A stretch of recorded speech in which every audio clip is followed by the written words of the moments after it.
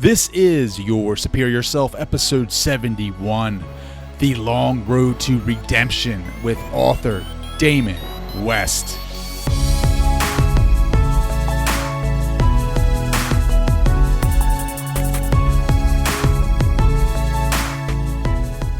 I was sitting at work. It was on a Monday. I remember I was sleeping, and this other broker comes up and he says, "Hey, Damon, wake up. You can't sleep on this job." He said, "If you sleep on this job, they're going to fire you. You're messing with people's money." So he said, "Come on down to the parking garage. I got someone that's going to pick you up." And I thought we were going down there to do a little cocaine, do a little blow. And when we got in his car, he pulled out this glass pipe with these crystal rocks in it.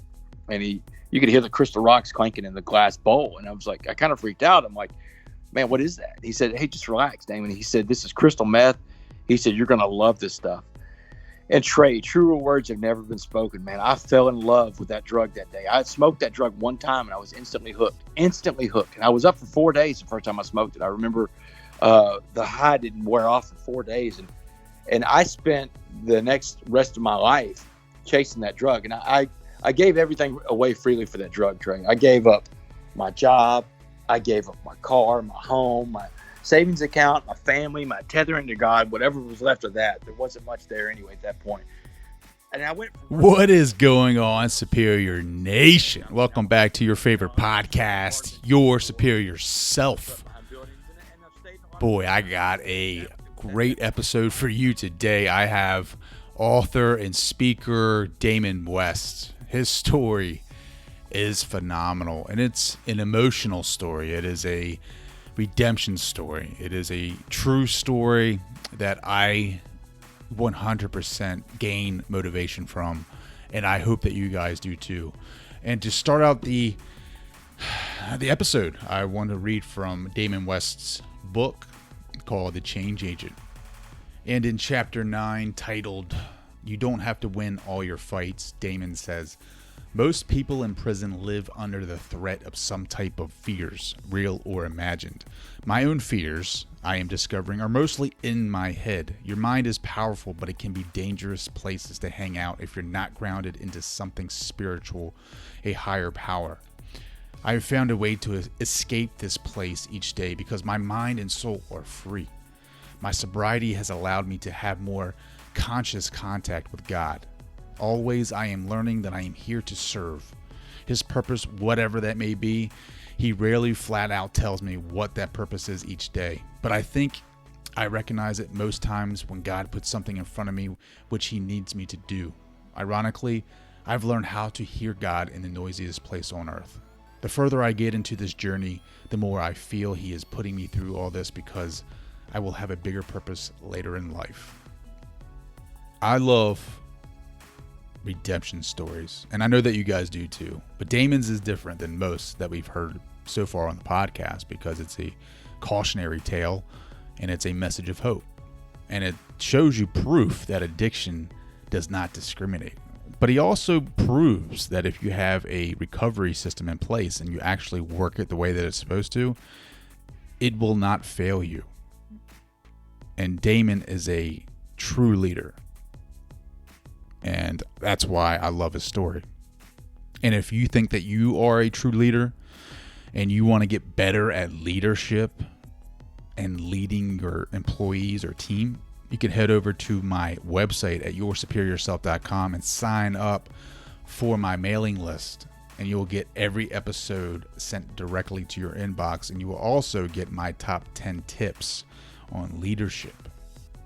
And if you're listening to this right now and you don't have access to your laptop, you can text the word superior to 444-999 and you can get on the mailing list that way. Nothing gets me fired up more than leadership because I feel like a lot of people want to be a leader, but they don't know how to be that. They don't know how to become a powerful, I wouldn't say powerful. I would say they don't know how to become an influential leader. They don't know how to influence people. They know how to order people around. They know how to give orders, but they don't know how to influence and inspire and motivate.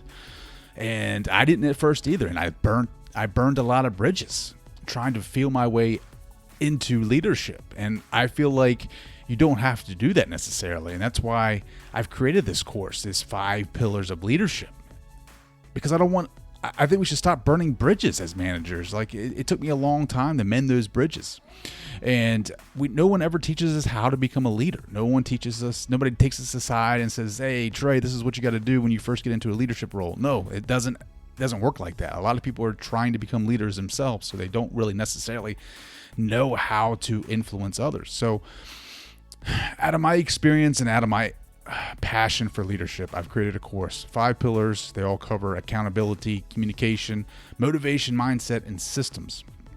And I try to help solve the problems that I see in today's work world, which is there is no mentoring, there is no connection, there seems to be orders rather than influence. There's too much sightline management going around, and there's no information passing. There's absolutely no career development, it seems like, and there's low motivation. And I want to fix that stuff. I want to fix those problems. And in this course, I feel like I do that. And if you feel like you can benefit from that, please reach out to me. I have not published the course yet, but I want to hear from you. I want to hear about what are some of your problems that you face in management that I can probably roll into this leadership course to help you guys become better leaders. I am excited about my conversation that I'm going to be sharing with you today. It is powerful, it is eye-opening, and it will inspire you to move forward in your life. So without further ado, here is my conversation with the change agent and author of The Coffee Bean, Mr. Damon West.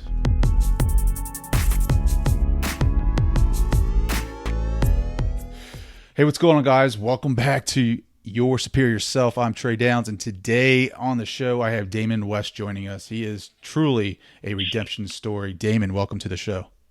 Trey, man, thanks for having me, man. I'm so excited to be here, man. Thanks for meeting me so early in the morning like this, man. You're getting up, putting in the work early today. I love it. Absolutely. So tell everybody, what's going on with you? What are you up to today? Well, Trey, it's funny you say that, man. So I wake up every day and I got to pinch myself to make sure I'm not dreaming, because I know what a bad day looks like. And the bad days are the days that you wake up in a maximum security prison. When you got a life sentence, you're waking up in maximum security prison, and there's really no privacy in life. But today, 3.5 years out of that maximum security prison, and I've got a life sentence on parole, I wake up every day. I've got this great life, this beautiful home. I've got this wonderful girlfriend and her daughter, and I've got opportunities now. I've got opportunities to go out and help other people, and that's really what life is all about, man. Putting back in the world, being a positive force for change. And in fact, my book, you asked what I'm doing lately. I just wrote a book called The Change Agent, and it's about changing your environment around you. And it basically is a story of my life, and the good, the bad, the ugly, as they say. But I used that power to change the environment I was in prison, and I continue to do that to this day. And I think that, putting back into the stream of life is what the universe demands of us, and I'm trying to do that every day. So go ahead and catch us up. Like, tell us a story, your story. Don't skip a beat. Tell me the details. I will, I might interrupt with a couple questions, but I am so inspired by your story. So go ahead and tell us about that. Okay, so we have time to go ahead and get into it then, right? I mean, we absolutely. This is your platform right now. Go ahead, man. Let's roll. So look, I grew up in this town called Port Arthur, Texas, which is on the Louisiana and Texas Gulf Coast border. It's a blue collar town, refinery town, predominantly African American. My dad was a sports writer here for 50 years. My mother and father are still alive. They're still alive. They've been married for 51 years. So I didn't come from a broken home. My dad, like I said, was a sports writer. He's the first sports writer, Trey, in this part of Texas to put a black athlete on the front page of a sports page, and that was in 1971. Really? Actually, that athlete was a guy named Joe Washington, and Joe Washington was a star running back for the Baltimore Colts back in the day, and the Washington Redskins. So a little something that touched geography where you're from. So yeah, absolutely. But Joe was at high school running back in 1971, and my dad broke the color barrier by putting him on the front page. And so my dad's got a box of hate mail at home to prove what that decision was like in 71. And so my mother was a registered nurse. I have an older brother named Brandon, younger brother named Grayson. In the 70s and 80s, when a lot of the white families were moving out of Port Arthur and what was called the white flight with forced integration, my parents dug in their heels and stayed. They wanted their kids to go to integrated schools, and we did. I always grew up being one of the only white kids at slumber parties, birthday parties, sporting events, sports teams. But that foundation and life that I was raised in, that giant melting pot of a city, Port Arthur, really kind of comes in later on in the story and saves my life. So I grow up, got this wonderful life, nice knit little happy Catholic home. But we have problems. I mean, every family does. In '85, when I was 9, I came out and told my parents that my babysitter had been molesting me. And so this is childhood sexual abuse in the '80s, Trey. They didn't know as much about it back then as they know now. And so they sent me to counseling. They sent me to talk to the family priest, and we prayed. My mom, Trey, was one of those moms that had a prayer plaque or a cross in every room in the house. You still can't escape God in my mom's home.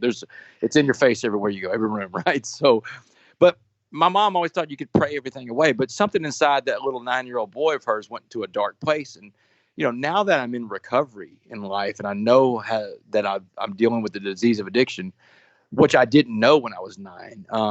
I know that that's what's called an activating event. And I'm not one of those guys that says, oh my God, I was molested and my life just fell apart. I think the molestation thing really changed me in the sense that it put me into adult behaviors at a really young age. And so by the time I was 10, I started drinking alcohol. I started getting my dad's beer in the fridge, sneaking drinks and going to friends' houses and getting in their liquor cabinets when they're not looking. That's a great point, because my son's going to be 9 this week, and when I heard your story, I was like, man, that's way early to be consuming alcohol. But then you go back and talk about the sexual abuse, and you're absolutely right. It puts you in a different frame of mind. It makes you grow up quickly. Sure, and it does, and it puts you into, you're doing things that none of your other friends are doing. So what else are you going to do that your other friends aren't doing? And I mean, there's a lot of ego involved whenever you're an addict like me, Trey. I mean, you suffer from a lot of things. You suffer from what we call terminal uniqueness, ego. So these things are all there within my psyche, and being put into a different category than all your friends because you're doing something sexual at 9 and 10 that none of your other friends are doing. So that makes a difference. That makes you go in. I think that's when I started crossing over into other behaviors. And like I said, I'm not one of those guys that blames everything on being sexual abuse. I'm not. I mean, it was a female babysitter. I'm lucky in the sense that it wasn't some, same sex deal that really, changed me and messed with my perception of what my reality was going to be. So it was something that I go back on and I want to talk about it with people, because there's a lot of people that want to talk to me about it because not a lot of men come out and talk about being sexually abused. And I think that that's a real thing, men that get sexually abused, and it happens a lot more often than we think. But I don't want anybody to think I'm using it as a crutch, because what I think really the power of the sexual abuse thing that came in was the fact that it launched me into a different mindset. And so I'm drinking beers. I'm drinking, sneaking out of friends' parents' liquor cabinets and smoking cigarettes. I mean, I'm picking up cigarettes. At 10 years old, I see adults smoking cigarettes. I want to smoke cigarettes. And by the time I'm 12, I'm smoking pot. And I've got some character issues growing up. But man, I could throw a football, Trey. And this is Texas. Texas high school football is a real big deal. I don't know how big it is in Delaware and Maryland, but down here, man, it's like a religion. And so I was a star quarterback in my hometown, good enough to get a scholarship to play Division I college football. Played quarterback at the University of North Texas, got a scholarship there. And when I got to college, when I was 18 and left for college, the wheels kind of came off a little bit, man, because now I don't have that protective environment around me. I don't have my mom and dad on me constantly. My mother was so devoutly Catholic in her belief and her faith in God. I was an altar boy. I grew up, and every Sunday from 6 to 18, I was there, man. You weren't missing mass at mom's house. But when I got to college, that stopped. I think I went to mass 5 times in 5 years. And those are like holidays, man. Those don't even count. But when I got to college, it was more along the lines of I wanted to be the starting quarterback on my football team, my Division I team, and I wanted to party a lot. I got into a fraternity. Got into the Lambda Chi Alpha fraternity, which, I mean, great fraternity, great guys. I don't think I always represented them well, but they were a great group of guys. But life kind of takes care of some of that for you. God, it will put these days in your life that I like to call fork in the road days. And a fork in the road day is a day that you've got knocked down, you're getting up off the ground, you're dusting yourself off, and you're a little discombobulated, but when you get your faculties about you got to make a choice. Am I going to make the right choice to go the right way, or make the wrong choice and go the wrong way? And September 21st, 1996, huge fork in the road in my life. And I talk about this when I go to college football programs and in companies everywhere I go. And I've got a video of it. It's the day we played against Texas A&amp, and I'm starting quarterback. I'm 20 years old. We take the field. Beautiful Saturday afternoon in College Station, Texas. And by the third play of that game, I'm down. I never play college football again. I separated my shoulder, and they had to go in and cut my collarbone out. I never got to play college football after that. I had an Achilles tendon injury that I got the following summer, and that was it. My college football career was over. And so talk about like the day after the injury, like what was going through your mind? Oh man, just beat down, depressed, mad, man. I remember being angry more than anything. I was mad at God, mad at the world, because I'd put all my eggs in one basket of being a college football player, which is stupid when you look back at it. That was the dumbest thing in the world. But that was my mindset back then. But I was mad, more angry than anything. Why me? Pity party, had a giant pity party. And, if you weren't feeling sorry for me, I was mad at you too. Because, look at me, poor me. And my dad kind of pulled me out of that. This is after the shoulder injury, and I'm, rehabbing in the springtime. In the summertime, I severed my Achilles tendon in an accident in the home, and that was really the last straw. That was the end of my football career. It was the end of walking for about 8 months. So, and my dad kind of snapped me out of it, man. He had a conversation with me one day. He said, "Look, man, if you really want to feel sorry for somebody, look, I'll come pick you up. We'll go to the children's hospital, and we'll go, look at a bunch of kids that would give up their lives to have one day in your shoes. And you had it all, and you still have it all. And all you did was lose a football career, but you're acting like it's the end of the world, and it's not." And that was, I needed that to kind of jar me out of it a little bit. But, I started putting in the hardcore drugs after that, Trey, to change the way I felt, because the way I felt was like I said, it was a pity party. I felt negative. It was all this bundles of negative emotions. So I started putting in things like cocaine, ecstasy, and pills, But the bad thing is here, Trey, is you got to go back to the 10-year-old or the 12-year-old too, that I have a bad belief system, Trey, and bad belief systems. And I know you talk about this. Bad belief systems, they're dangerous because they usually win out in the end. It's hard to change a bad belief system. You have to tell your mind, you have to retrain your brain to think a different way, because a bad belief system for me was like, hey, all I'm doing is drinking a little beer, smoking a little pot. I'm not hurting anybody. I'm not even hurting myself. And if you try to veer away from that, your belief system will tell you, no, Damon, it's okay. We can drink and smoke pot. It's not a big deal. Remember, we've talked about this, Damon. That's your psyche talking to you. And so they're hard to change. So when I get to that fork in the road in life, I've got this bad belief system that tells me, hey, Damon, it's okay to put in something else. We were doing beer and pot earlier, but try this cocaine. It might make you feel better. And that's okay if you want to do that too. And that's what I did, man. I gave myself permission statements to do all kinds of different drugs. And, I'm partying a lot. I'm going through school. Somehow I graduate, man. I graduate in 1999 from the University of North Texas with a bachelor's degree in sociology, which was interesting because that bachelor's degree in sociology later in life is going to come in handy, because I feel like prison, when we get to that part of the story, prison was like a giant sociological experiment to be living in, Trey. It was like waking up every day in a giant petri dish. It was wild to be in, but you got to, observe human behavior in a different environment. But so I've got a sociology degree. I graduate, I move off to Washington, D.C., get a job working in the United States Congress, work for a senator from Houston named Gene Green.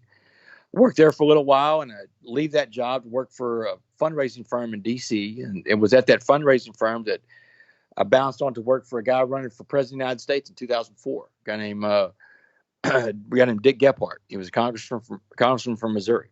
And so when Gephardt dropped out of the race in January of 2004, I moved back to Dallas, Texas, which is right by Denton. Moved back to that area to train to be a stockbroker, one of the biggest Wall Street banks in the world. And that bank is UBS, United Bank of Switzerland. And it was at that job, training to be a stockbroker, that I was introduced to meth for the first time. And, meth, Trey, was a game changer for me. It was literally the strongest, most addictive thing I've ever put in. It was one of those things. I was sitting at work. It was on a Monday. I remember I was sleeping. And this other broker comes up and he says, hey, Damon, wake up. You can't sleep on this job. He said, if you sleep on this job, they're going to fire you. You're messing with people's money. So he said, come on down to the parking garage. I got someone's going to pick you up. And I thought we were going down there to do a little cocaine, do a little blow. And when we got in his car, he pulled out this glass pipe with these crystal rocks in it. And you could hear the crystal rocks clanking in the glass bowl. And I was like, I kind of freaked out. I'm like, man, what is that? He said, hey, just relax, Damon. He said, this is crystal meth. He said, you're going to love this stuff. And Trey, truer words have never been spoken, man. I fell in love with that drug that day. I had smoked that drug one time and I was instantly hooked. And I was up for 4 days the first time I smoked it. I remember the high didn't wear off for 4 days. And I spent the next rest of my life chasing that drug. And I gave everything away freely for that drug, Trey. I gave up my job. I gave up my car, my home, my savings account, my family, my tethering to God, whatever was left of that. There wasn't much there anyway at that point. And I went from working on Wall Street to living on the streets of Dallas. And I'm homeless. I've slept on park benches before. I slept behind buildings, and I've stayed in a lot of dope houses. And that it was at that point in my life that I'm living in these dope houses with these other meth addicts, because I'm a meth addict too. And, all we do is sit around and get high all day long.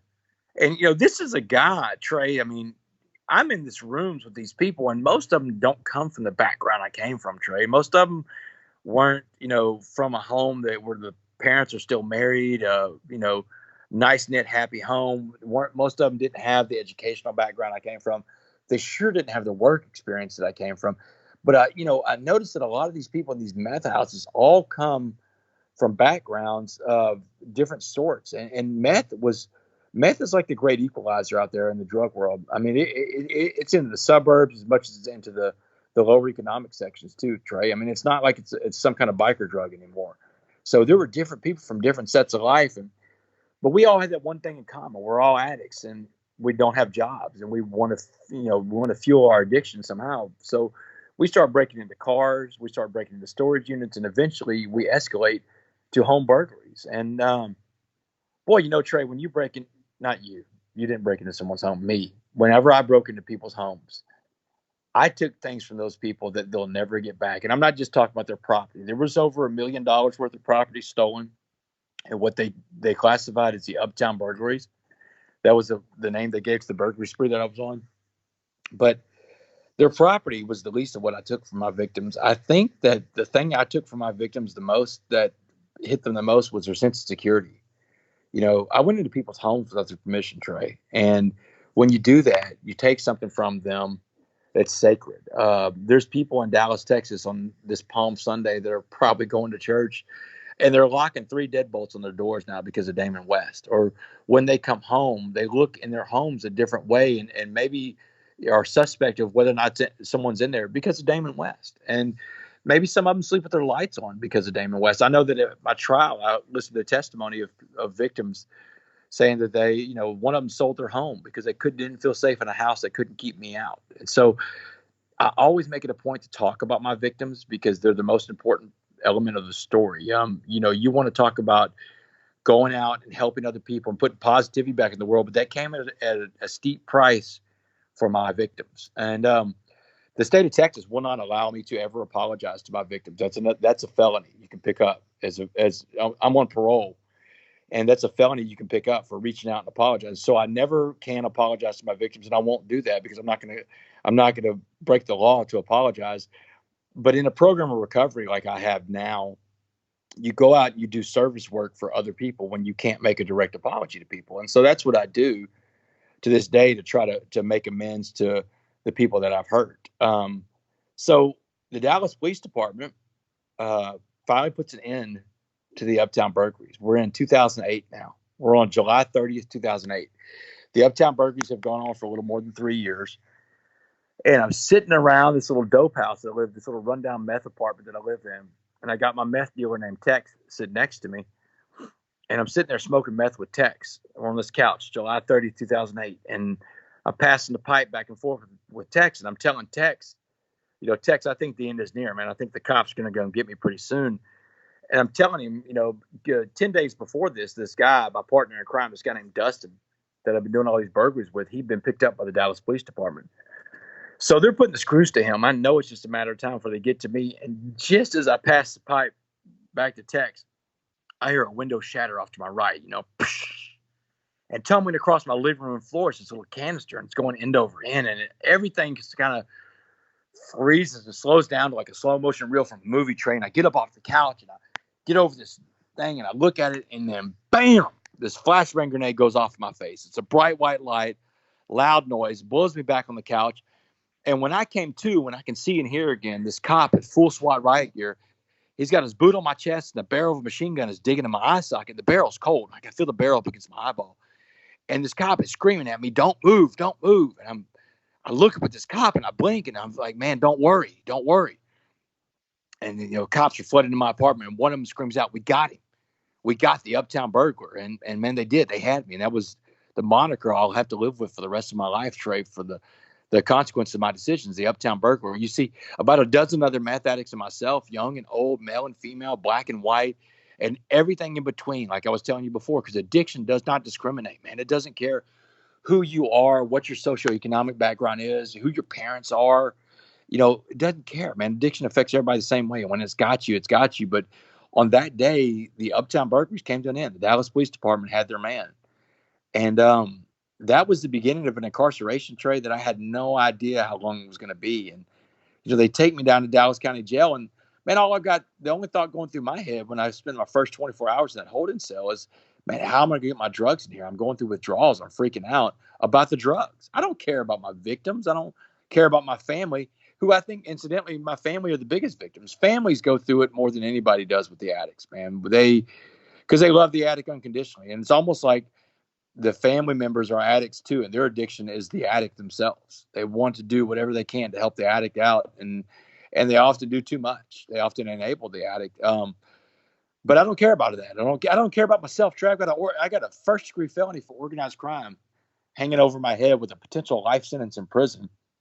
And I just care about the drugs, man. And so they take me within 24 hours of getting my first fight over a breakfast tray.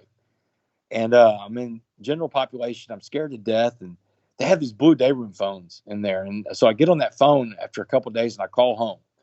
And my dad answers the phone. And I remember, man, my dad is in his 70s, man. He's an older generation of this older generation of men. They don't show a lot of emotion.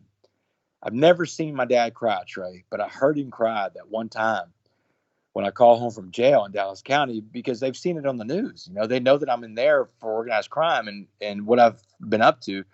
And my dad's screaming in the phone. He's crying, Damon, how we mess up with you so bad, man. Where did we go wrong? And what could we have done different? And he's crying and I'm crying. So my mom, you know, my mom's a nurse, man. She's used to traumatic situations. Your wife's a nurse. She's seen trauma on different levels, man. And so my mom gets on the phone and she says, Damon, listen, your dad can't talk right now, but we need to have a serious conversation. She said, you need to understand, Damon, we love you unconditionally. She said, there's nothing you can do to make us not love you. She said, that was the deal we made with God when God loaned you to us when you were born. She said, do you understand, Damon, we love you unconditionally? And through the tears, I told my mom, I was like, yeah, Mom, I get it. You love me unconditionally. She said, good, baby, because we just gave you back to God. She said, there's nothing we can do for you anymore, Damon. You're property to the state of Texas. And I'll never forget, she said, you are now a captive audience to God, and you better start listening.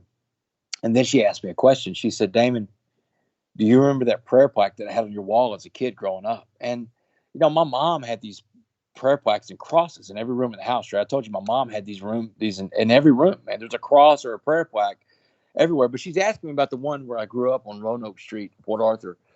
And, you know, I'd been out on drugs for so long, my brain doesn't even fire right at this point, Trey. So I'm like, Mom, what prayer plaque? What are you talking about?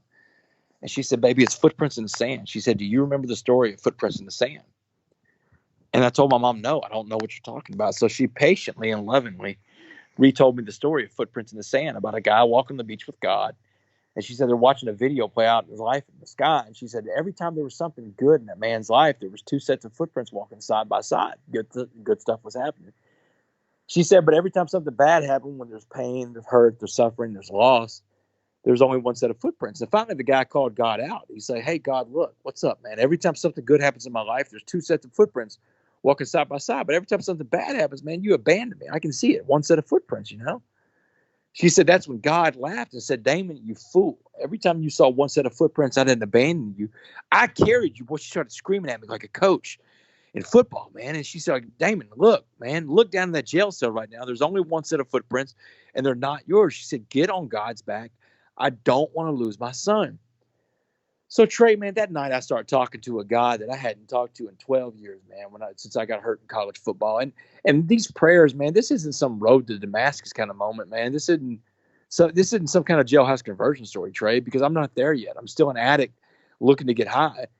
So, I'll give you an example. My prayer to God, I'd get on my knees and get in that county jail bunk every night in my bunk bed, get on my knees and pray to God that 10 months before I went to trial. Dear God, please get me out of this jam. And if you do, so there I am, Trey, I'm bargaining with God. First mistake, right? Like God waits for me to get up every morning to run the universe, man. And it's not like God's up there saying, man, I sure hope Damon gets up so we can get this thing started. And I'm not even a factor in that. So there I am bargaining with God. God, get me out of this jam, man. If you do, I'll be a normal guy again. I'm going to get a job and I'll just smoke meth on the weekends, God. And the prayer never made it to God's inbox, man. That's a stupid prayer. It's not even a prayer, man. That's stupid. So I know for sure that it never made it to his inbox, and he never read that, because when I got to trial 10 months later, a jury of my peers sat around and listened to evidence for 6 days. And 6 days is a long criminal trial in Texas, man. But at the end of 6 days, a jury of my peers deliberated for an entire 10 minutes on my punishment. And I don't know how much Law and Order you watch, Trey, but if a jury's gone for 10 minutes deliberating on your punishment, after 6 days of trial, they smoked you, man. Yeah, you already know what's going to happen. Oh, man, you walk in, and first of all, my attorney, I have two attorneys. I have two paid attorneys, Trey. I'm walking in there, and one of the attorneys turns to me and says, Damon, it's going to be bad. And I'm like, what do you mean? She said, well, one of the jurors sent a question in and asked the judge if they could give you life without parole. And I'm like, what? I said, that's a capital offense punishment. This is not a capital crime. These are meth-related burglaries. No one was even home, man. None of these crimes are even aggravated, Trey. No one was hurt, you know? She said, nevertheless, as stupid as that sounds, they really did ask if they could give you life without parole. So I braced for it. And when the judge comes back in and gavels it in, he says, Damon Joseph West, you are hereby sentenced to 65 years in the Texas Department of Criminal Justice. Trey, no matter how much bracing for it, it took my breath away, man. That's a life sentence. Anything 60 and above in Texas is life. And so a jury gave me life that day. And the first thing I heard after the judge said 65 years was my mother gasp on the front row, just a loud gasp, like the sound only a mother can make when she hears her son get a life sentence in prison. And the bailiffs come in, they whisk me away, and they take me in this little side room in the jail. And it's got like a bulletproof glass right there, a little partition. And they tell me to wait. And about 5 minutes later, my parents come in on the other side of that bulletproof glass, and they give them one last visit with me before they ship me off to prison. And my dad can't talk. He's in stunned disbelief. And my mom does all the talking. My mom, like I said, she's a nurse. She's a tough woman. She's got a strong relationship with God. And she says, baby, debts in life demand to be paid. She said, you just got hit with one hell of a bill from the state of Texas. She said, but you did the things they said you did in that trial, Damon. So you have to go and pay that debt. She said, but you owe a debt to your father and I. She said, we gave you a life with all the opportunities, love, and support to be anything you wanted to be. We raised you in a giant melting pot of a city, gave you a great moral compass with which to use what you chose to not use. So here's a debt you're going to pay to us. When you go to prison and you get into that place, you're going to get on God's back, like we said. Excuse me, taking a drink of water. So you're going to get on God's back, like we said. And you're not going to get into one of these Aryan Brotherhood type gangs, one of these white supremacist type groups, because you're scared because you're the minority in there. She said, you're not going to do that. You were raised better than that. She said, you're not going to get a bunch of tattoos while you're in there. She said, matter of fact, you're not going to get any tattoos while you're in there. And Trey, this is the part of the story where, when I'm talking in front of a crowd, I show them my arms and, my body. I don't have any tattoos, man. I told those guys in the joint for almost 10 years in maximum security prison, when they come up and say, hey, Wes, let me give you a tattoo. And they're like, dude, I can't. My mom said no, and so I took that serious. So my mom, really, man, my mom says that day, she said, Damon, no gangs, no tattoos. And then she says, you come back as the man we raised, or don't you come back at all. So this is tough love for mom. And so she said, Do you understand the debt you're going to pay? And I said, yeah, Mom, I got it. I understand it. But man, Trey, I had no idea what I just promised my mom, because when I got back to that pod in county jail, I walk in there, and so all these guys are seeing a guy come in that's got a life sentence, like a dead man walking. And I'm asking everybody that's been to prison before, man, how am I going to survive? And every man, black, white, Asian, Hispanic, is telling me the same thing. Man, you're going to the worst part of the Texas prison system, man, where everybody in your building has a life sentence. They put you in the life sentence building, and you don't even come off the building for 5 years, man. They stick you in this building so you don't escape. And you come off to go to the chow hall, you can go to the law library, you can go to the chapel. That's the only 3 ways off your building. Otherwise, you're there on the pod all day long. And they're like, man, make your life easy. Get into a gang, Wes. Just let the gang do the fighting for you. You're not going to survive otherwise.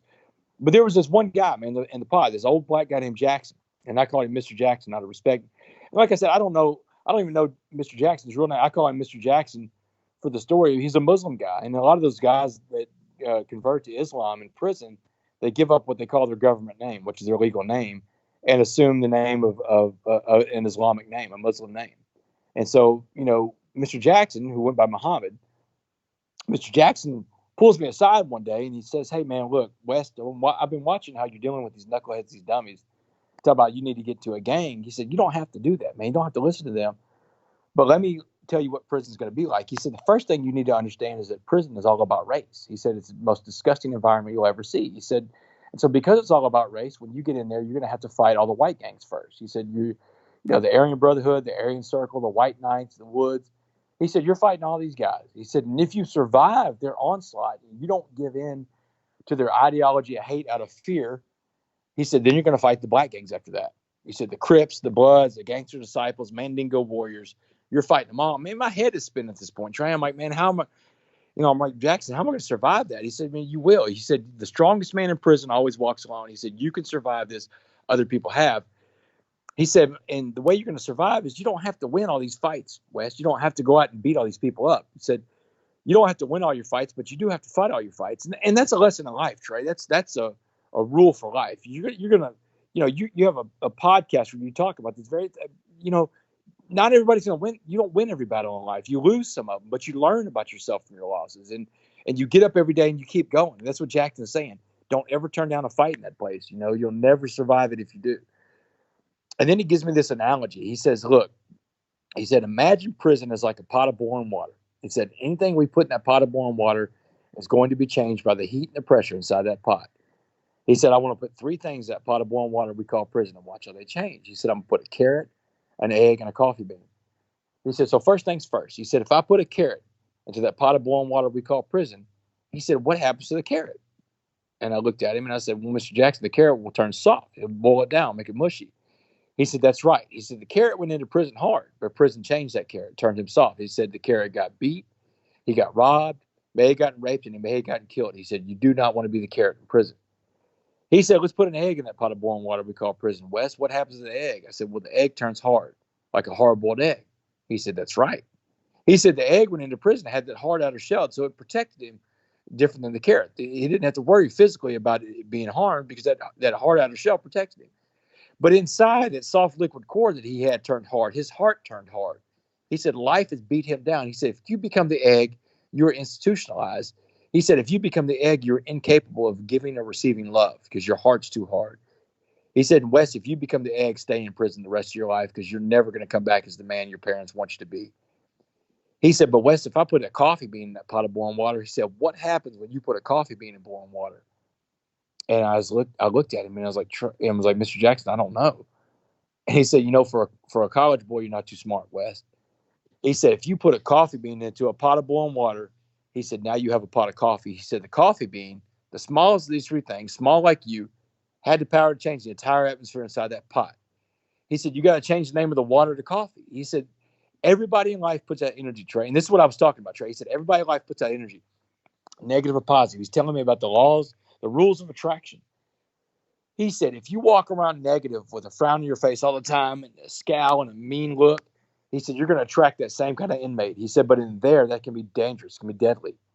He said, but Wes, if you walk around with a smile on your face and you let those dudes know they're not getting you no matter what they throw at you, he said, you will change that prison from the inside out. He said, and the best part about it is the other coffee beans in prison will find you. They will attract to you because of your energy, and that is how you survive prison and come out of the other end as a man your parents recognize. You have to become part of that coffee bean gang in prison.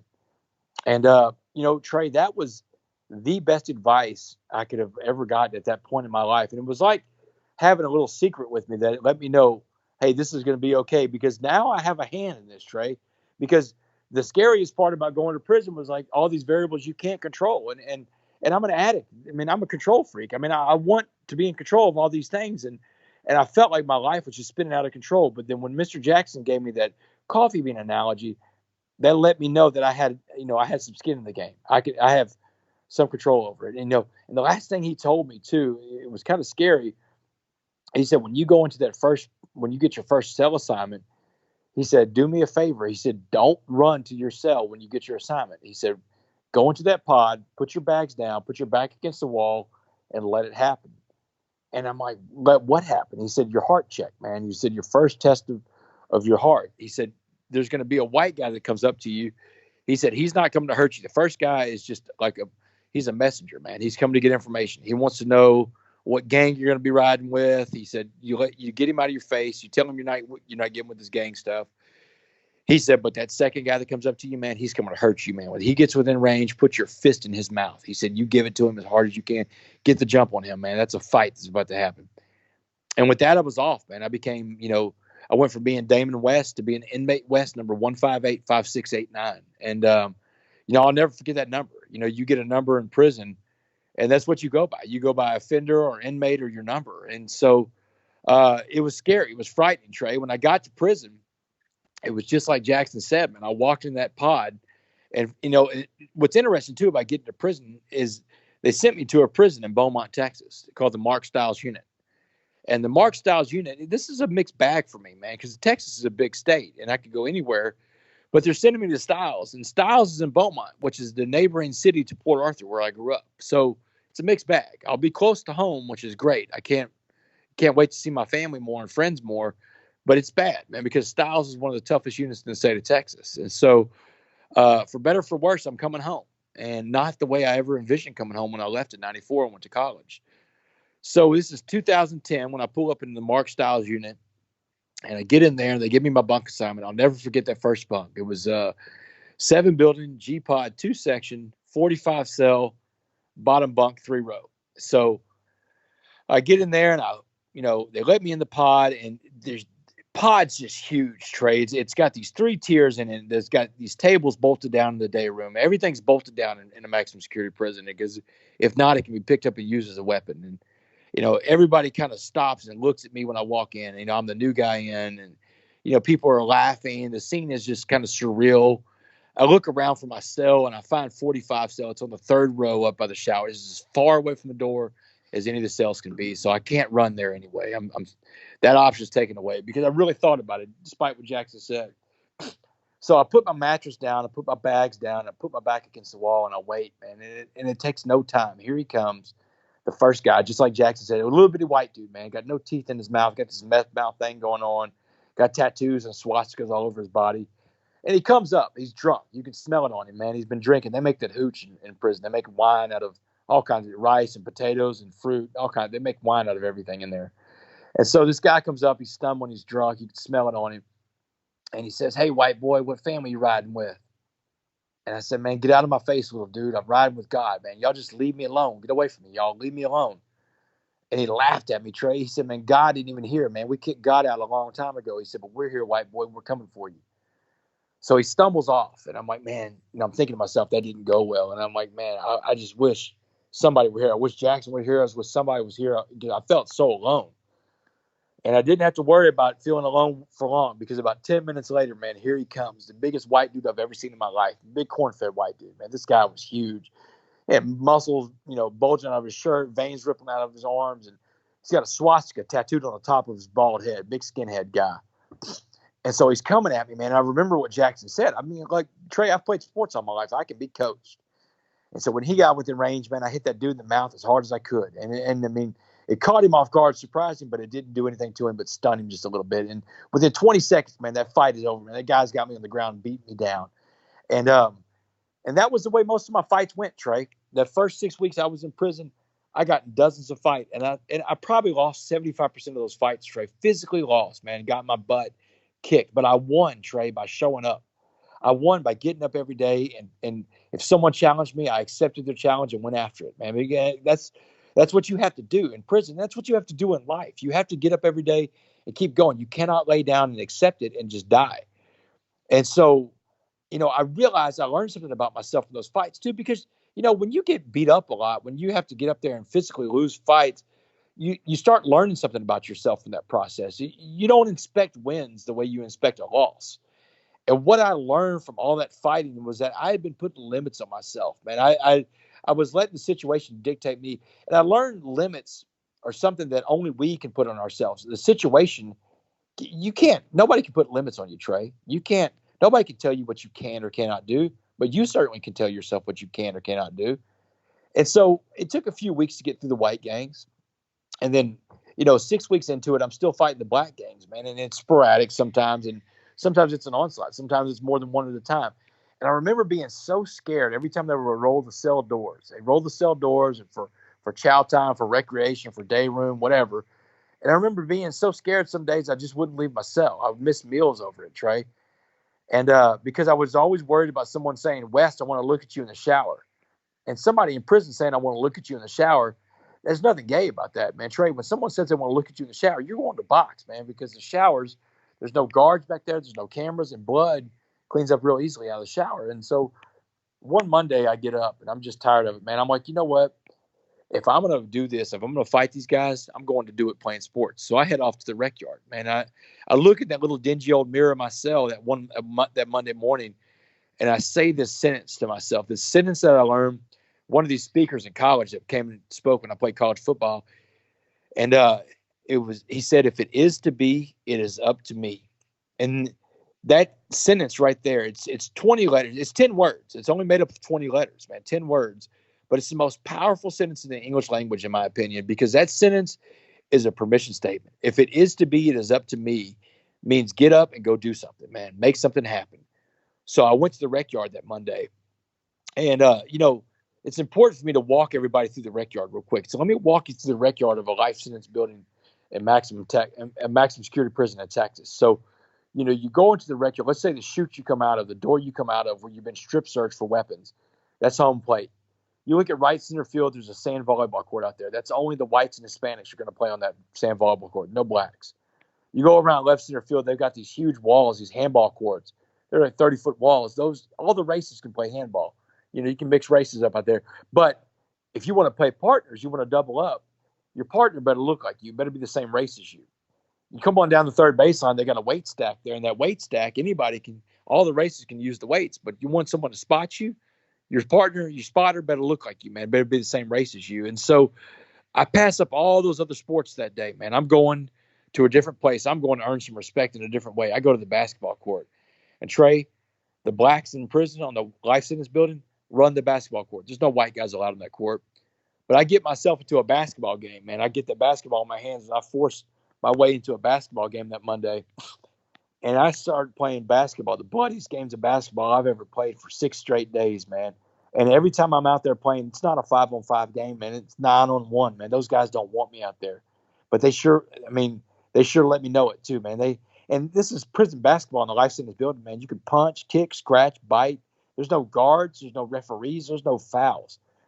So I do this, man, for about 6 days. And at the end of 6 days, Trey, the guys running the basketball, the blacks running the basketball court, tell me, man, you've earned your right, Wes. You've pulled something off out here we've never seen a white guy pull off before. You took everything we had and you gave it back when you could. They said, man, you've earned the right to be left alone by the blacks. And Trey, there was only one more fight that I had to get in after that, and it was a few weeks later. Bloodiest, most dangerous battle I've ever been in, man, in the shower. Guy was going to come and try to rape me. I got the drop. Somebody told me this guy's going to come try to rape you. So I took a weapon with me in there, a fan motor, and I ambushed this guy and trying to kill him. And I didn't. But after that, Trey, that was the last fight I ever got into in prison, because everybody in there saw that I could speak the one language everybody was fluent in, and that's violence. And that's, either you speak violence in prison or someone speaks it to you. But once they understood that, they left me alone. And Trey, once the violence was gone from my life, the terror was gone of physical danger, I got to work on myself, Trey. And that's when the transformation really happened. And I got to work on myself in three areas because I looked around me and I saw all these guys that were physically fit. Trey, they got guys in prison that could play in the NFL, the NBA. They're huge physical specimens because they got 24 hours a day to work out on their bodies. But that's all they're doing, Trey. They're working on their bodies. They're not working on their hearts, not working on their minds. And so spiritually, mentally, and physically, I would get up and work out every single day. And what I mean by that is that you are what you eat, no matter if it's food or it's the books you read, the videos you watch, the websites you go to. That's who you are on the inside too, man. Whatever you're feeding yourself, that's what you're going to be on the inside. And spiritually, what do you feed yourself? Do you tap into something spiritually every day, every week, every month, every year?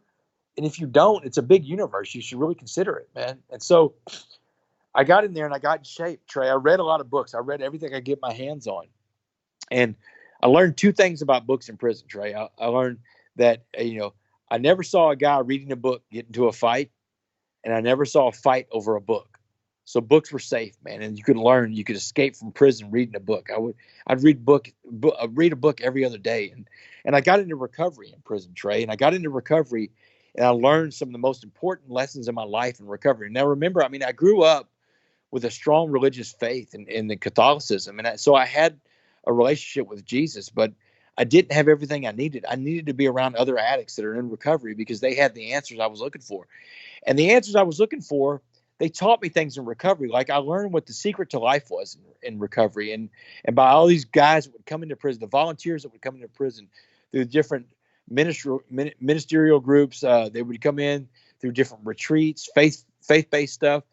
But I learned that the secret to life, Trey, is serving others and being humble. It's called servant leadership. It's helping other people achieve their goals in life. And when we're helping other people achieve their goals in life, we're really elevating ourselves because that's what we're supposed to do. That's what we're called to do. We're called to raise people up to different stations of life. And what that means, Trey, is for a guy like me in prison, is how can I be a servant leader? Well, I've got a bachelor's degree. I can't go to school anymore. They won't let you go to take college classes, but I could certainly help other people out. I taught guys how to read, taught guys how to write. I tutored guys, got them ready for the GED test so they could better themselves in life one day too. I put back into the universe, Trey. I put back into the stream of life everywhere I could. And when I did that, I was growing. I was growing as a human being, and I was reaching my full potential as a person. But, I also learned in recovery that, there's not much that I control in life. I had this fallacy in my head. Addicts, we have this grandiosity thing. We have ego driving us a lot of times. We think we're pretty unique. As such, I thought that I controlled all these different elements in the universe, man. I thought that I'm really the wizard behind the curtains. I'm pulling levers and pushing buttons, and I can manipulate people to do what I want them to do. But the reality is, man, is I don't control much. And I learned it at a recovery meeting. So we start these recovery meetings off in prison or in the free world with the Serenity Prayer. Are you familiar with the Serenity Prayer, Trey? Oh, yeah, definitely. Oh, yeah. So it's God grant me the serenity to accept the things I cannot change, the courage to change the things I can, and the wisdom to know the difference.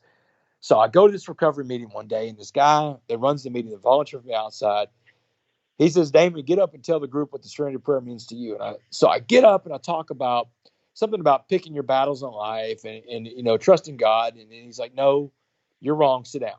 So he said, he drew a line from one side of the chalkboard to the other in this little chalkboard in the chapel. He said, that line represents God's line. He said, and God's line is infinitely long. It's bigger than that chalkboard. It goes from one horizon of the universe to the next. He said, and everything on God's line, you can't touch. But the problem is, Damon, you always try to grab stuff off of God's line, and that's when you get into trouble. So he said the first part of the prayer, God grant me the serenity to accept the things I cannot change. He said the things you cannot change are on God's line, so leave them alone. Then he said the next part of the prayer, the courage to change the things I can. So he went and erased a little inch out of God's line. He said if God's line is infinitely long, that little inch right there is to scale, and that is your line. You get 1 inch out of an infinitely long line, and God gives you 4 things to work on in that line every single day. Those are your 4 things to work on. He said the 4 things that you control in life are what you think, what you say, what you feel. He said, and most importantly, Damon, because everybody's going to see this, what you do. What you think, what you say, what you feel, what you do. And outside of that, Trey, I don't control anything else, man. Everything that I control is between my ears. And that was really like an aha moment for me because it never sunk in life. I'm in my 30s in life, Trey, at this point. I'm in maximum security prison. And I finally realized that late in life, after 3.5 decades on this planet, that I don't control all these other things in life. That really, there's not a whole lot I do control, but I can work on the things that I control really hard, really well, and become a better human being. And that's when the changes started happening for me. And change is so great, Trey, that when I went to parole, and, I saw parole at, 7 years of my sentence. And the thing about my parole, I got a life sentence, but I also get credit for good time behavior and working.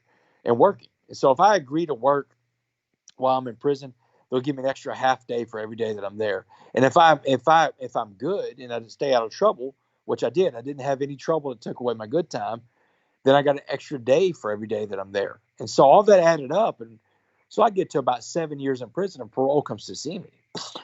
And when I go to see parole, Trey, I've got this parole packet that I've put together, and it's got all these Bible correspondence study classes that I've done since I've been there. I'm showing them that I've used my time wisely. I've got down in the chapel. I've gotten into every religious program I can. I'm in AA. I'm in recovery in prison. I'm a tutor. I do everything I can to put back. I've taken trade classes, Trey. So the lady from parole was like, Mr. West, I don't see a lot of guys like you in prison. I don't see a lot of guys that have all this going for them.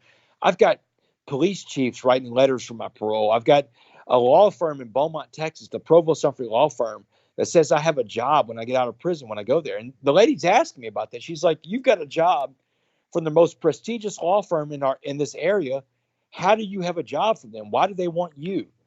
And I explained to her that I did my own legal work when I was in prison, and the guy that owns the firm is an old family friend, Mr. Walter Humphrey, and he got back in touch with me after he saw my legal work and said, "Hey, you put together one hell of a writ for the guy that's never been to law school. When you get out of prison, come see me. I've got a job for you." And so she's like, "That's amazing." She said, "Mr. West, you've got a heck of a file." She said, "I want to ask you a question, though. And this is an important question." She said, "If you can be remembered in life for being one thing, what would it be? Give it to me in just one word. Go." And right immediately I fired back at her. I said, "Useful. Ma'am, I just want to be useful." I said, "I can be useful inside this prison, and I have been useful. I will be useful wherever I am in life because that's what I'm supposed to be. But if y'all will give me a chance to let me be useful out there, I've got a story to share that I think can affect youth. I can think it affect anybody because I've got a story to share about the dangers of drugs, the consequences of bad decisions. But it's also a story of hope because I'm going to turn this thing around one day." And Trey, they granted my parole. They gave me parole. The first time I came up for parole on a life sentence, and they let me go. On November 16th, 2015, they came and said, "Hey, Mr. West, we're here to let you go. You've got this program. You want to go out speaking to kids. You want to change the world. That's great. But let me tell you something. If you come back in handcuffs anywhere else in this country between now and 2073, we will keep you until 2073. So, Trey, I'm on parole the rest of my life, man. The rest, man, that means I walk the tightest line possible, Trey. I can't stub my toe because if something happens, I go to a parole officer every month. I pee in a cup. I bring a paycheck stub from the Provost Humphrey Law Firm where I work. Trey, that guy that offered me that job honored it, man. The second day I was out of prison, I'm working at the Provost Humphrey Law Firm in Beaumont. Man, I still work to this day. I'm a paralegal in the pharmaceutical division of one of the most prestigious law firms in Texas. And that's a God thing, Trey. Yeah. God has opened up so many doors for me. And, a couple months out of prison, there's a judge down here, Judge Brad Burnett, and there's a law enforcement officer that works in the DA's office, a guy named Marcelo Malfino. They both decide they're going to start taking me, they're going to sponsor me to take me into schools to share my story with kids. And that's where it started, man. It started with those little stories and going in to sharing my story in schools locally. And eventually it started going into college football programs and eventually corporations. And, now, I speak to trade groups. I speak all over the place. Trey, I was in Baltimore last 2 weeks ago. I was in Baltimore speaking to a conference of all the parole voting members in the country. These are parole commissioners, people that actually vote on parole, like the people that had to vote on my parole. And I shared my story, and my book was there, and I was selling my book, and one of the parole commissioners from Texas was there. Most of the Texas delegation had already left. It was the last day of the conference in Baltimore. And so I shared my story with them, and this lady comes up, it's a parole commissioner in Texas. She buys the book. Well, last week, Trey, I get a message. I get an email through my website. And the email's from this parole commissioner. She said, Damon, I bought your book at the conference and I read it. I need you to call me. I have some questions for you about your book. And immediately I'm thinking, man, did I say something wrong in my book? Why does this parole commissioner want to talk to me? So I get her on the phone and she's like, your book was so eye-opening. There's things I learned as a parole commissioner I didn't even know about prison. She said, Damon, there's a parole meeting next week in Austin. And every parole commissioner in Texas, there's 21 of them. Every parole voting member in Texas is going to be there. She said, I need a copy of your book for every single one of them. I need to get it in their hands. So, Trey, I have this tremendous opportunity in life that God has given me. And the thing about it is, it's almost like a contract. It is a contract with God. It's like when I'm walking out of prison on November 16th, God's tapping me on the shoulder saying, look, Damon, I put you through all this for a reason, man. You went all this for a reason, and you're going to work for me now. You're going to go out there and you're going to spread this message of positivity. You're going to bring hope to the hopeless. But if you ever think it's about you, this is where you're coming back to, man. So don't ever forget who it's about. And so, man, Trey, I go out there as much as I can. I speak wherever I can. My firm is completely behind me on it. They give me extra days off to do it. Marketing days. I try to go out and be a positive force for change. I try to go out there and be a coffee bean.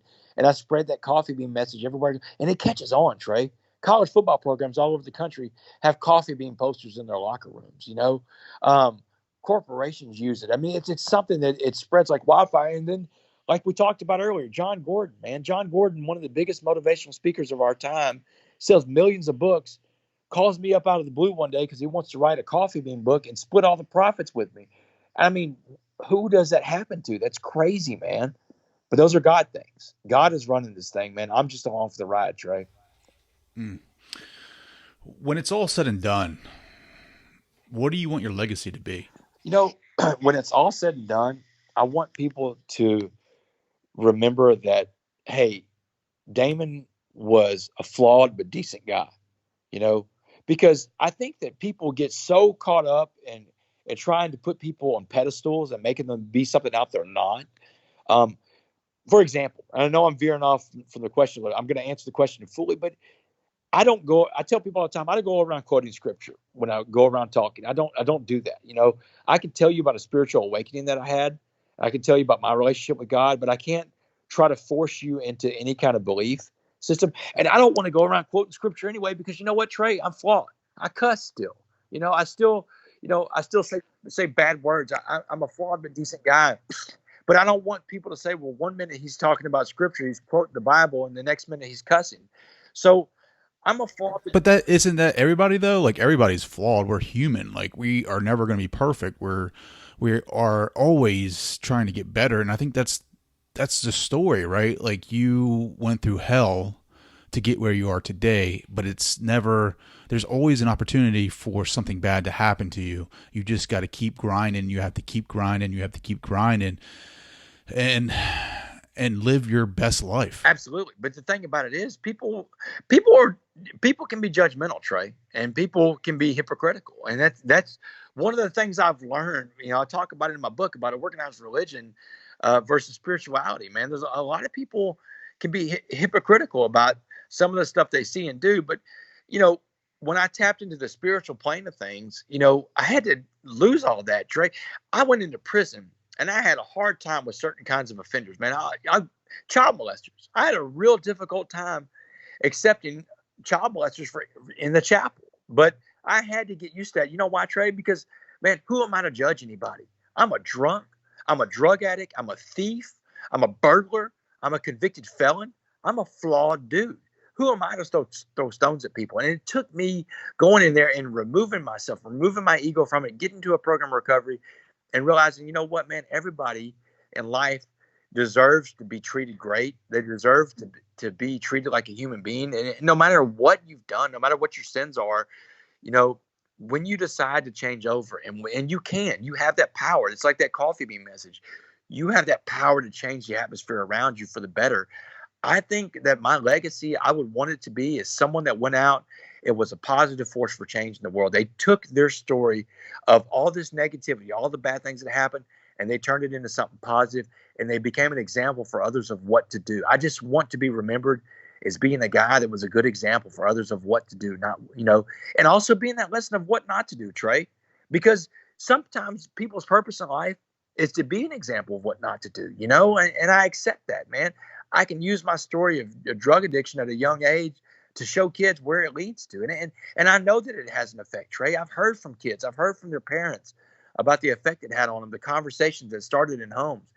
And, Trey, that's the best foot I can put forward. My parents told me about 6 months out of prison that they're okay with everything that's happened and they're at a peaceful place. But just go out there, Damon, and find that one kid. Find that one kid that your story can change, and that will make everything okay for them. And so that's what I'm always looking for, Trey. I'm always going out and trying to find that one kid, that one person. That's powerful. I love that. What is your conversation now with your parents? Are they still with us, or do you talk about like your life now as opposed to back then? Like what types of conversations are you having with them now? Great question. No, they're still around. They're retired. They I lived with them the first 2 years I was out of prison. And so we saw each other every day. I don't see them every day as much now that I don't live with them, but I talk to them every day. I mean, there's not a day that goes by that I don't talk to at least one of them. Trey today is great, man. We have this great relationship, but they came to see me over 150 times while I was in prison, Trey. I mean, 150 visits. If you're locked up for 10 years and you get 5 visits, you're the richest guy in the joint because someone loves you, man. It is the most forgotten place I've ever seen in my life. So we started, fixing our relationship, repairing it. A lot of healing went on while I was in prison, but it's become very cathartic on the outside now. And especially with this book. This book is something they're proud again, Trey. And it makes all the difference in life to make my parents proud again. Because there was a period there when there was nothing to be proud of in Damon West. But you know what? They loved me the same. They loved me unconditionally. It didn't matter how bad I was, what I did, that fact that I was in prison. They didn't hide from that. My dad wrote an article about it right after I got sentenced, told the whole world, Damon's our son. He's made a mistake. He's in prison, but we love him anyway. And now it feels good for them to be a part of such a positive project. This book has been something that they've both found ways to latch onto. But not only that, but the book talks about addiction, Trey. The book is a real in-depth look at the life of an addict and the destruction that an addict causes me. I mean, I don't pull any punches in this book, Trey. I talk about stories in there that no one would even know if I didn't share them. And I had to talk to my parents to make sure they were going to be okay with me sharing these stories. Things of my greatest failures in life, a lot of it has to do with them and what I put them through, but they were okay. And what they have found is that they have become hope for other people too. Other mothers and fathers latch on to my mother and father and say, hey, I'm going through something like that too. Trey, you'd be surprised how many people are dealing with substance abuse issues in their lives. And it affects everybody, Trey, whether you're the victim of an addict because the addict breaks into your house or steals something from you to pay, or robs you or whatever to pay for their drugs, or you're the family member of an addict, because you're going through it just as bad. You're a victim too. Or you're the addict themselves who's trapped in this imprisonment of the mind of addiction and obsession over drugs. Or you're just a taxpayer paying into an overburdened criminal justice system that doesn't know how to handle the disease of addiction. Addiction affects every person in this country, man. My parents have heard from other people from this book, The Change Agent, about addiction going on in their lives. And it's heartbreaking, the stories you hear, but they've become a message of hope for other people too, because they see a family that handled it differently than a lot of families do. A lot of families sweep it under the rug. They act like it doesn't happen. They don't talk publicly about it. But my parents have always been upfront and center about it. And it is an example for other families of how to circle the wagons around someone that's in their family that's suffering with addiction. And it helps the whole family. My whole family today is more whole because of this experience. You were talking to me earlier, and I didn't forget this at the very beginning. You talked about your father. Your father, I think you said that he's not very spiritual. My dad's the same way, Trey. My dad has never talked about God. My dad, now he was there. I mean, he's not Catholic, but he married my mother who's Catholic. So he was there at every mass on Sunday, every first communion, every baptism, every confirmation. He was always there for my brothers and I. You would never know my dad wasn't Catholic, but my dad doesn't ever talk about God until now. My dad talked about God all the time. Hey, Damon, I can't believe all the stuff God's doing in your life. God's doing in our lives. And it's so weird to hear him talking about that, but it's so beautiful in the same breath, man, because, God works in crazy ways, man. And whatever it was that he realized that this was going to be the thing that got my father into the loop on this stuff. My dad is a different guy today because of all this. I think that I definitely took inspiration from your parents because, like, having young kids myself, it really puts things in perspective how much you need to love your children. I think a lot of people nowadays are so quick to just kind of give up. Like, you know, if you have a son that's bad off or getting into some trouble or drugs or what have you, going to jail, like, I feel like, I don't know, I'm just assuming that a lot of people probably give up in that situation, and that just speaks volumes of your parents to be able to love you unconditionally and never give up on you. And to me, that just kind of like puts things in perspective of the love of a father, the love of a mother. And that's what I should be. I mean, I love my kids unconditional, but it sometimes you get put in these situations like you were in, right? And God really tests your love. And it's just powerful to hear that story, and that's what I want to be. That's the kind of father that I want to be. I'm not perfect, but to remember your story, and I will always carry that with me, because it's like, that's the kind of father that I have to be for my children, showing them unconditional love, showing them that I will never give up on them no matter what happens to them. I will be their father. I will be their dad. I will be there for them. Right. No, that's, dude, you hit it on the head. The unconditional love part, because it's like that to some people, that's just a phrase. That's just a concept that they throw around. I mean, a lot of people will throw stuff like that around and not really mean it. But these people, man, I put them to the test on that, Trey. I mean, I like, you love me unconditionally. Let me see if you're really serious about that. It's almost like what it seems like, and so and what you're saying is you're seeing that from a family, and that's great, man. I'm glad that you can extrapolate that from the example my parents have set, because you have children, and if you buy into that, then, I mean, I love my parents a ton, and I say that I love my parents unconditionally, but look how much I hurt my parents. Trey, if someone ever hurt my parents, my family, or did to me the things that I did to myself, if someone ever did to my parents what I've done to them, or if someone ever did to me what I did to myself, I'd kill them, and it's like, but I did that, man. I did that to these two people that love me unconditionally, that I say I love unconditionally. And, I've never had children, Trey. So I don't know what that love truly is like, because I've hurt the people that are closest to me so greatly in life. And as an addict, I say that I did it while I was in my addiction, but I still did it nonetheless. And they still love me nonetheless, even all the more for it, man. It's truly an amazing story, Trey. And I can't take credit for the story. I mean, the credit goes to God, goes to my family, goes to a community that's been behind me. I mean, it's really, I've been blessed, Trey. You have. And I feel blessed just being able to connect with you and be able to hear your story and to draw inspiration from that. So I want to say thank you for coming on the show today and for really sharing your story. I know it's not easy sharing things that personal and being transparent and vulnerable on this type of platform. But man, dude, you really inspired me to really start focusing in on commitment and the concept of never giving up and getting up every day and grinding it out and never quitting. Man, well, Trey, I mean, you're an inspiration to me too, man. We got to share a little bit before we got on the podcast, and I love your stuff. I love what you're doing, man, and I love your dedication to it. And man, keep putting positivity out there in the universe, man. We need people like you. The universe needs people like that, man. You've got a tremendous platform, and man, just keep doing what you're doing, Trey. So how can people connect with you? So here's the deal. If you want to get in touch with me, I have a website, www.damonwest.org. And there's an email link on there. You can email me about coming to speak somewhere. I try to do as many of the speaking engagements as I can. I mean, traveling and stuff like that makes it difficult sometimes, but I mean, email me, shoot me an email. At the minimum, I'm going to respond to you and try to make it happen. My book, The Change Agent, you can find it on Amazon.com. Just type in Damon West or type in The Change Agent. It comes up. There's only one Damon West on Amazon that I found out so far, so that's a good thing.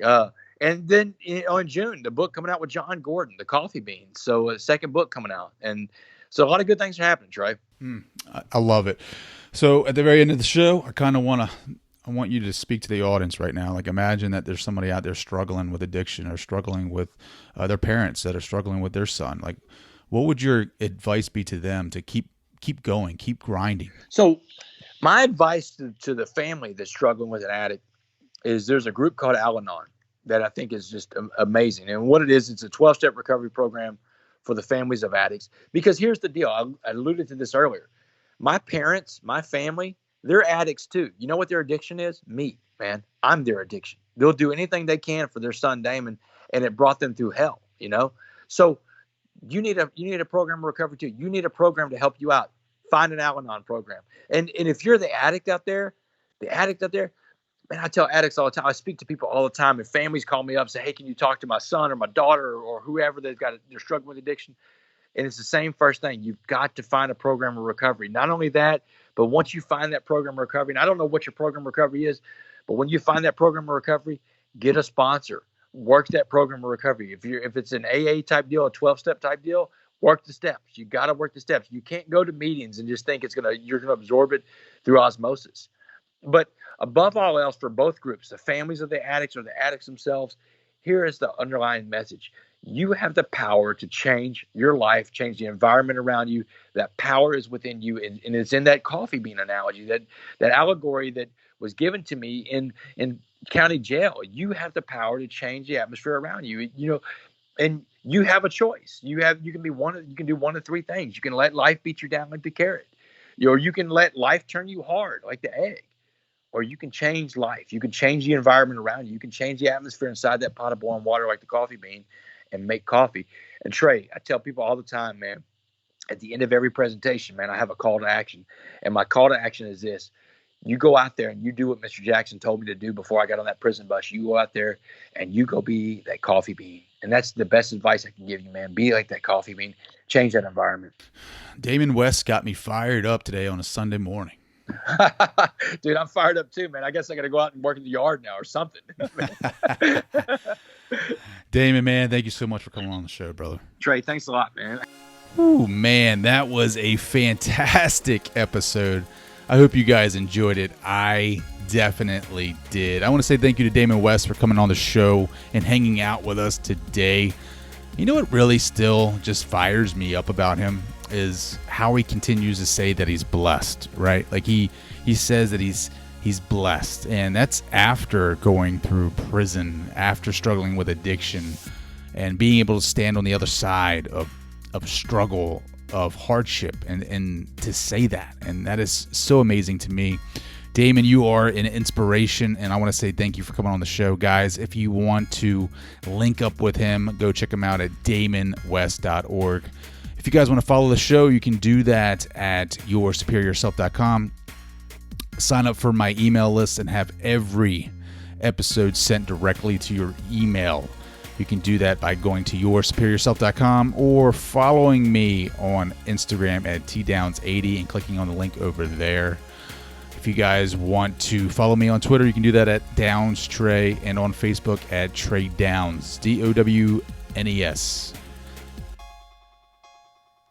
Once again, guys, I want to say thank you so much for hanging out with us this week, and I love doing these episodes. I hope you guys enjoyed it too. This is, going off of that, right? I keep forgetting. If this is your first episode, please hit subscribe, leave a rating and a review wherever you get your podcast from. And I can't wait to speak to you guys next time. Until then, stay safe, stay strong, stay superior. Later.